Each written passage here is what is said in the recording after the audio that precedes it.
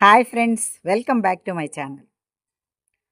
ఈ మధ్య అండి ఎవ్వరికైనా సరే డబ్బు సరిపోవట్లేదు అనే మాట వస్తుందండి. ఎంత డబ్బున్నా సరే. ఏమన్నా అంటే ఏమంటున్నారు? ఎంత చెట్టుకి అంత గాలి అంటున్నారు. పేదవాడికి డబ్బు సరిపోవట్లేదు, మధ్యతరగతి వాడికి సరిపోవట్లేదు, ధనవంతుడికి సరిపోవట్లేదు. ఎందుకనంటారు?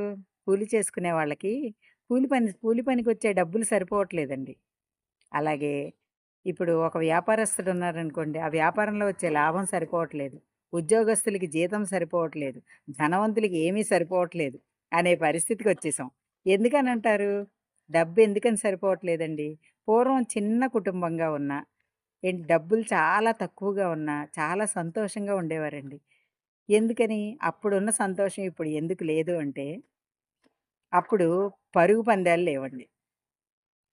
డబ్బు కోసం పరిగెత్తడం లేదు. లగ్జరీగా ఉండాలి అనే ఆశలు లేవు. ఎందుకంటే ఉన్నదాంతో సరిపెట్టుకోవడం. ఒక భర్త సంపాదన తీసుకొచ్చి భార్య చేతిలో పెడితే ఎంతమంది పిల్లలున్నా ఇప్పుడంటే ఒకళ్ళు ఇద్దరు కానండి, అప్పుడు సంతానం చాలా ఎక్కువ.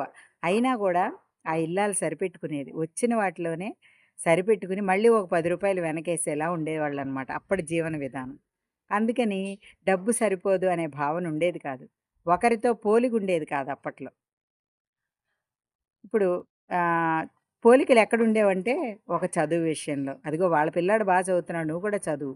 నువ్వు కూడా చదవాలమ్మా. వాళ్ళు చదువుతున్నట్టు నువ్వు చదవాలి. వాళ్ళలా నీకు మార్కులు రావాలి అని ఒక చదువులోనో, తర్వాత ఒక శుభ్రం చేసుకోవడంలోనో, ఒక మొక్కలు పెంచడంలోనో, అదిగో వాళ్ళు 4 మొక్కలు పెడితే నేను 40 పెట్టాలి అని కాదులెండి. నేను కూడా పెంచాలి. అంటే అప్పుడు కూరగాయలవి పండించుకునేవారండి ఇళ్ళల్లో. ఆ పండించుకున్నప్పుడు పంచుకుని తినేవారు. వీళ్ళింట్లో కూరగాయలు వాళ్ళకి, వాళ్ళింట్లో వీళ్ళకి. అలాగా ఖర్చులు కూడా తగ్గేవనమాట. అలా పంటనే కాదండి, ప్రతి విషయంలో సహకారం ఉండేది. ఎందుకంటే దగ్గర దగ్గరగా ఇళ్ళుండేవి. చిన్న చిన్న ఊళ్ళుండేవి.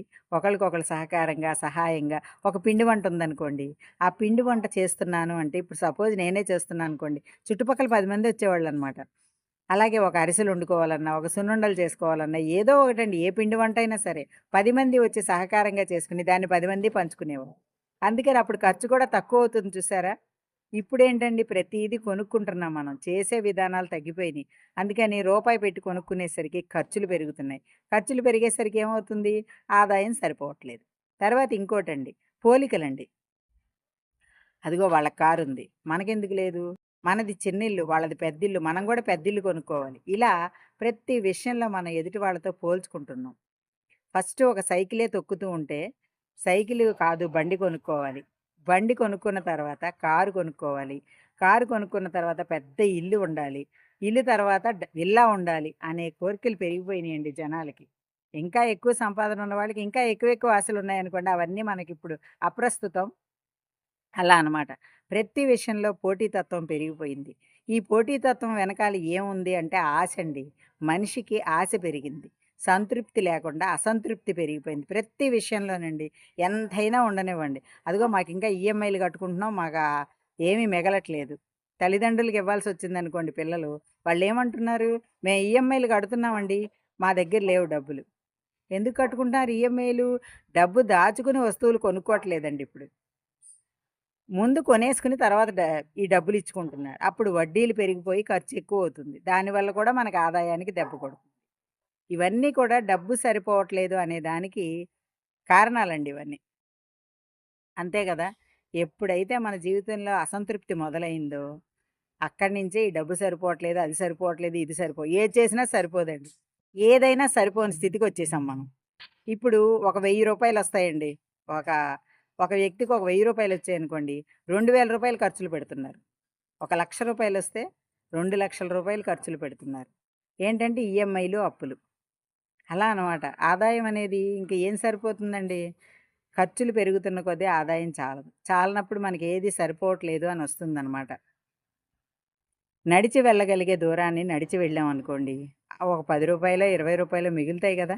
అలా ఎందుకు ఆలోచించట్లేదు ఇప్పుడు జనం? రోడ్డెక్కగానే ఆటోనో, ఈ బండో ఏదో ఒకటి లేదా ర్యాపిడో బుక్ చేసేయడమే. ఎంతైనా సరే. మేము నడవం. కానీ నడవడం వల్ల ఆరోగ్యం కూడా వస్తుందన్న విషయం మనం మర్చిపోతున్నాం. పోటీతత్వం అనమాట. అదిగో వాళ్ళు ర్యాపిడో బుక్ చేసుకొని వెళ్ళిపోతున్నారు ఎక్కడికైనా సరే. మనం ఎందుకు నడవాలి? అలాగండి. ప్రతి విషయంలో పోలికలు ఎక్కువైపోయినాయి ఎదుటి వాళ్ళతో. పక్కింటోళ్ళు చూసారా పాటుంది చూసారా? 'ఎదురింటి మంగళగౌరి' ఒక పాటుంది కదా! ఆమనిది. అలాగా ఆ మంగళగౌరి ఒక హారం చేయించుకుంటే నేను 2 చేయించుకోవాలి అనే తత్వం అండి. మనకున్నంతలో చేయించుకోవాలి. మనకో చిన్న అంత అక్కర్లేదు మనకి. ఓ చిన్న నల్లపూసల గొలుసుకే మనకు అవకాశం ఉందనుకోండి, దాంతోనే సంతృప్తి పడాలండి.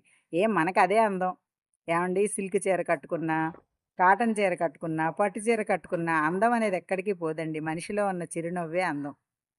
ఓ ఫంక్షన్‌కెళ్ళామనుకోండి, అందరిని నవ్వుతూ పలకరిస్తే, అందులో ఉన్న అందం పట్టు చీరల్లో లేదు అంటాను నేను. కొంతమంది పట్టు చీరలు కట్టుకుని, హారాలేసుకుని, మొహం తిప్పుకొని ఎళ్ళిపోతూ ఉంటారు. కొంచెం మామూలు వాళ్ళని పలకరించరు. కొన్ని కొన్ని ఫంక్షన్స్‌లో నేను చూశాను గూడా.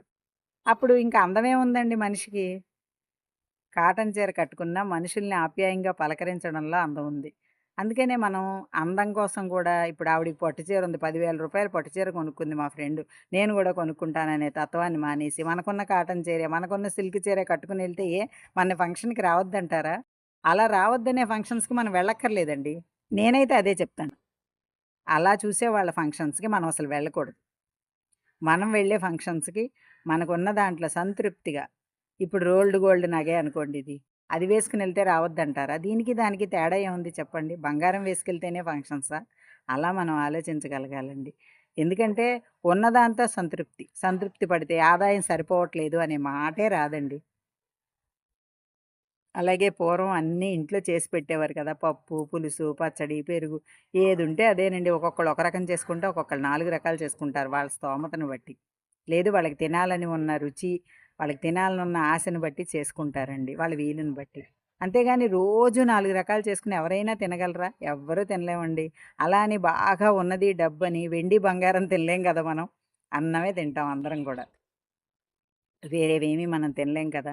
డబ్బుంది కదా అని అవన్నీ తినగలమా? లేదు. కాబట్టి మన ఆదాయానికి తగ్గట్టుగా మనకి సంతృప్తిగా మనం ఎలా జీవించగలమో అలా జీవిస్తే ఈ డబ్బు సరిపోవట్లేదు, ఆదాయం సరిపోవట్లేదు అనే అసలు ఆ ప్రశ్నే రాదండి ఎవ్వరికీ కూడా. అంటే నాకు తెలిసినంత వరకు చెప్తున్నాను. మీకెవరికైనా ఇంకా ఐడియాలుంటే చెప్పండి. ఎందుకంటే అన్నీ నాకు తెలియకపోవచ్చు, నేను చెప్పలేకపోవచ్చు. అలాగేనండి నేను చేసే వీడియోల్లో తప్పులు కూడా ఉండొచ్చు. తప్పకుండా సరిదిద్దండి. ఎందుకంటే నేనింకా ఇలాంటి వీడియోలే చేద్దాం అనుకుంటున్నాను. ఎందుకంటే అందరూ అంటున్నారు మీరు చెప్తుంటే బావుంది వినాలనిపిస్తుందని. అందుకని ఈ వీడియోలు చేస్తున్నానండి నేను. అలాగే నాలో తప్పులున్నా సరే తప్పకుండా తెలియచేయండి. నెక్స్ట్ వీడియోస్‌లో అలాంటి తప్పులు దొర్లకుండా సరిదిద్దుకుంటాను నేను. ఏమంటారు? ఇంకా ఆదాయం సరిపోవట్లేదు అనే సాఫ్ట్‌వేర్లు కూడా అదే మాట మాట్లాడుతున్నారండి. మేము ఈఎంఐలు కట్టుకుంటున్నామని. ఈఎంఐలు ఎందుకండి కట్టుకోవడం? ఇప్పుడు సాఫ్ట్‌వేర్లంటే దాదాపు 30, 40, 50 వేలు ఇంకా ఎక్కువే వస్తున్నాయండి అందరికీ. దగ్గర దగ్గర రూ. 1,00,000 కూడా నెలకి సంపాదించే వాళ్ళున్నారు. ఇప్పుడు ఏదైనా ఒక వస్తువు కొనుక్కోవాలనుకోండి, దానికి సరిపడా డబ్బులు దాచుకుని ఎందుకు కొనుక్కోకూడదు? నేనైతే అలాగే ఆలోచిస్తానండి. దానికి సరిపడా డబ్బులు మన దగ్గర వచ్చినప్పుడే అవి కొనుక్కుందాం. ముందే కొనుక్కోవడం ఎందుకు? ముందు అనుభవించేయాలన్నమాట. ఒక కారుంది. నేను కారెక్కాలనుకుంటున్నాను. ఈఎంఐ కట్టేద్దాం, కారు కొనేద్దాం. కానీ నెలకి ఎంత కట్టాలండి? ఇప్పుడు ఈ జీతంలోదే కట్ అయిపోతుంది గదా! మనం కట్టేది జీతంలోనే ప్రతి నెల కట్ అయిపోతుంది. అలాగేనండి దానికి వడ్డీ పడుతుంది. మనం కట్టాల్సిన సొమ్ము కన్నా ఎక్స్‌ట్రానే కడతాం ఈఎంఐలంటే. కాకపోతే ఒక వస్తువు అమర్చుకోవాలి అంటే ఒక నిత్యావసరం, ఒక తప్పదు మనకి. ఎందుకంటే ఒక బండి కావాలి. అది చాలా అవసరం మనకి తప్పదు. అది లేకపోతే గడవదు. ఎక్కడికైనా వెళ్ళాలన్నా, పిల్లల్ని స్కూలుకి దింపాలన్నా అత్యవసరం అనుకుంటే తప్పదండి. తీసుకోవచ్చు. ముందే తీసుకొని మరి తప్పదండి. ఆ రోజున డబ్బు ఎక్స్‌ట్రా అవుతుంది అంటే ఎలా? అవసరం తీరేదెలా? అలాంటి టైంలో మనం ఈఎంఐ పెట్టి తీసుకోవచ్చు. అంటే ఒక బండని కాదండి నేను ఉదాహరణ చెప్తున్నా. కానీ అవసరాన్ని మించి మనం ఖర్చులు పెడితే, ఆదాయం దెబ్బతింటే, రేపొద్దున్న ఏదైనా అత్యవసరం వస్తుందండి. ముఖ్యంగా అండి హాస్పిటల్ ఖర్చులొస్తున్నాయి. అలాంటి ఖర్చులొచ్చినప్పుడు మందులు కొనుక్కోవాలన్నా కానీ ఇబ్బంది పడే వ్యక్తుల్ని నేను చూశానండి. పిల్లలు పంపిస్తేనే మందులు కొనుక్కునే వ్యక్తులున్నారు. వాళ్ళు పంపించకపోతే రేపు మా పరిస్థితి ఏంటి అనే పరిస్థితిలో కూడా ఉన్నారు. అలాంటి ఇబ్బందులొచ్చినప్పుడు మనం చాలా బాధపడాల్సుంటుందండి. అందుకనే ఆదాయాన్ని మించి ఖర్చులు పెట్టకుండా, ఉన్న దాంట్లో సరిపెట్టుకుని, మనకొచ్చేదెంత? మనం ఎంత ఖర్చు పెట్టాలి? రూ. 100 ఇస్తే ఒక రూ. 20, రూ. 10 పక్కనేసుకుంటే అవి మిగతా ఖర్చులకొస్తాయి అనేలా జీవిస్తే నాకు ఆదాయం సరిపోవట్లేదనే ప్రశ్నే రాదండి. జీతం సరిపోవట్లేదు, కూలి డబ్బులు సరిపోవట్లేదు. ఇంకా నిజంగా అండి కూలి డబ్బులు సరిపోవట్లేదని వాళ్ళన్నా, వాళ్ళు హ్యాపీగా ఉంటారండి. ఏమీ లేని వాళ్ళేంటంటే, ఆ రోజు వచ్చిన డబ్బులు ఆ రోజు వాళ్ళు హ్యాపీగా ఖర్చు పెట్టేసుకుంటారు. మళ్ళీ వాళ్ళకి జీవితం గురించి చింతుండదు. మళ్ళీ మర్నాడు మళ్ళీ కష్టపడతారు. ఎందుకంటే వాళ్ళు నిత్యం కష్టపడే శ్రమజీవులండి. వాళ్ళకి ఇలాంటి ఆలోచనలుండవు. అంటే అందుకనే ఎప్పుడైనా సరే అండి, మన పిల్లలు ఇప్పుడు గవర్నమెంట్ స్కూల్‌లో చదువుతున్నారు. పోలిక గురించి చెప్తున్నా. లాస్ట్ ఇది చెప్పి నేను ముగించేస్తాను. గవర్నమెంట్ స్కూల్‌లో చదివితే ఇప్పుడు చదువులు చాలా బావున్నాయండి. ఎందుకంటే ఇంగ్లీష్ మీడియం కూడా ఉంది. చాలా బాగా ముందు ముందు వాళ్ళకి ఉపయోగపడేలా ఉన్నాయి చదువులు. బుక్స్ ఫ్రీగా ఇస్తారు. యూనిఫార్మ్ ఫ్రీగా ఇస్తారు. అలాంటప్పుడు మనం మన పిల్లల్ని పెద్ద కార్పొరేటెడ్ స్కూల్స్‌లో చదివించాలి మన పిల్లల్ని అనుకుంటే, ఆ ఫీజులు కట్టుకోలేక వాటి గురించి కూడా చాలా అవస్థ పడతాం. ముఖ్యంగా మధ్య తరగతి వాళ్ళం. కాబట్టి ఎదుటి వాళ్ళతో పోల్చుకోకుండా ఉన్నదాంతో సంతృప్తి పడితే ముఖ్యంగా సంతృప్తి ముఖ్యమండి. ఉన్నదాంతో సర్దుకుపోతే, సంతృప్తి పడితే మన జీవితాలు చాలా బావుంటాయి. అధిక ఖర్చులకెళ్ళకుండా ఉంటే ఆదాయం చాలా మిగులుతుంది. నాకు జీతం సరిపోవట్లేదు, ఆదాయం సరిపోవట్లేదు, ఎంతొచ్చినా చాలటం లేదు అనే మాటే ఉండదు. ఏమంటారు? మీకింతకీ ఈ వీడియో నచ్చిందా అండి? నచ్చితే like, share and subscribe my channel. Thank you.